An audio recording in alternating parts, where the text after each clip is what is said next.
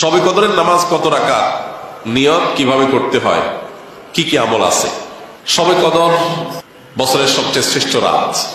এ রাতের ইবাদত খায়রুম মিন আলফি শাহর, হাজার মাসে ইবাদতের চাইতে উত্তম।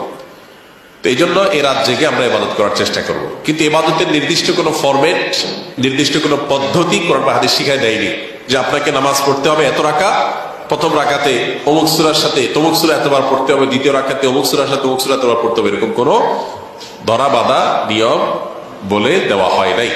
অতএব শবে কদরের নামাজ বলতে আলাদা কোনো ফরম্যাটের নামাজ নাই। আপনি দুই রাকাত করে নামাজ পড়বেন, ধীরে ধীরে সুন্দর করে যে কোনো সূরা দিয়ে পড়তে পারেন, যে কোনো সূরা যে কোনো সংখ্যক বার পড়তে পারেন, নির্দিষ্ট কোনো ফরম্যাট ঠিক করা নেই। শবে কদর উপলক্ষে একটা জিনিস শুধুমাত্র হাদিসে শিখানো আছে, জন্য একটা দোয়া, আল্লাহুম্মা ইন্নাকা আফুউন তুহিব্বুল আফওয়া ফাফু আন্নি। আল্লাহ আপনি ক্ষমাশীল, ক্ষমাকে পছন্দ করেন, আমাকে ক্ষমা করে দিন। এর বাইরে শবে কদরের নামাজ বলতে আলাদা নিয়মের কোনো নামাজ নাই। নামাজের বাইরে আপনি কোরআন তেলাওয়াত করবেন, দোয়া করবেন, জিকির আজকার করবেন, তাজবিদ তেলাওয়াত করবেন, বিভিন্ন নেক আমল করবেন, দ্বীনি বই বস্তু পড়বেন, বিভিন্ন ভাবে আপনি রাতটাকে কাটাবার চেষ্টা করবেন।